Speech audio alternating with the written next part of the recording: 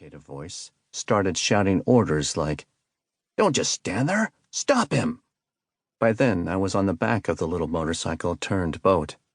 Almost before my butt hit the seat, we were skipping over the waves. I found myself with one hand holding onto a trim and muscular waist, while my other hand secured the duffel by the expedient of stuffing it between our torsos. "Yee-haw!" Her shout was almost as fun as watching her bounce around on the waves had been.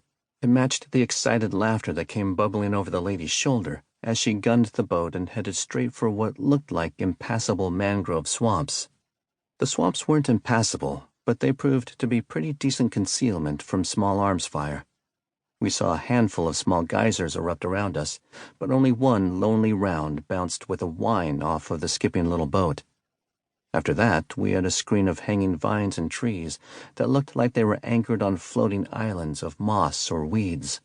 The crew back at the yacht managed to fire a few more rounds, searching the swampy area, but probably realized that a fusillade of gunfire into a wildlife sanctuary so close to a major American metropolis might draw attention.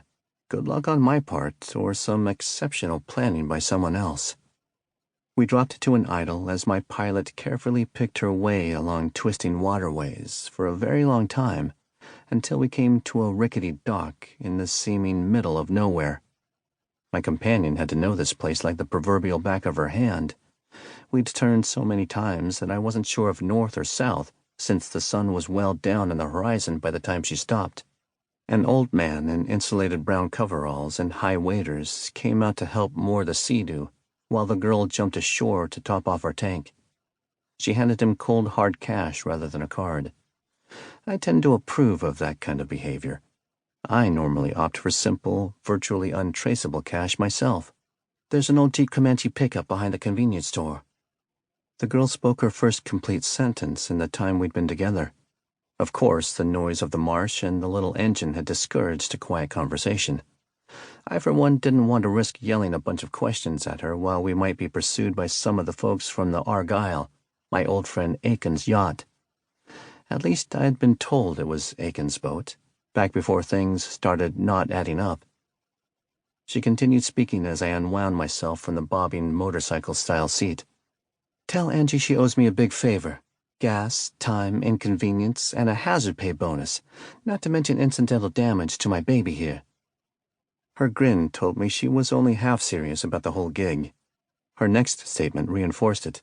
"Or maybe you can take me out for dinner and dancing, and we'll call it even. Or would my girl object to me stealing her new beau?" This time I joined in her laughing. There was no point in trying to explain that I had never met her girl Angie in my life.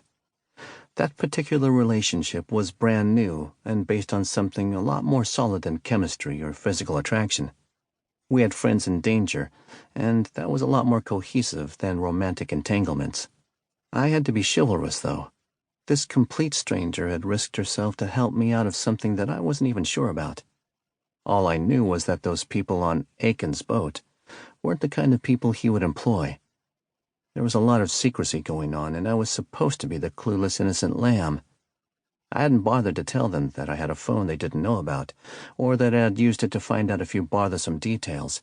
Nor did I ask a lot of stupid questions to let them know that I wasn't as completely ignorant as they seemed to believe. When the girl turned down my offer of cash for her gas and time, I thanked her heartily, and surreptitiously slipped a couple of the 20s into the little side-saddle pouch on her boat seat. They'd been in a wallet someone considerately dropped right before I escaped the yacht. The money seemed a lot more useful to my rescuer than the recently unconscious and somewhat shady character that had imprisoned me with good scotch and cigars. I stopped on the way down the docks to shake her hand for one more round of thank yous. "Look, I don't know why you did it, but I'm pretty sure you saved me from something pretty nasty. So, thanks again, and I'll give you a rain check on dinner and dancing." She flashed another of those daredevil smiles at me, and then seemed to think of something more serious.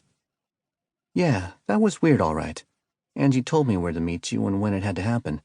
She only had me waiting out there half an hour or so, but she mentioned the old NSA facility as one probable goal. That's kind of funny, and not like a mediocre joke. That place hasn't been a military facility for a decade or so.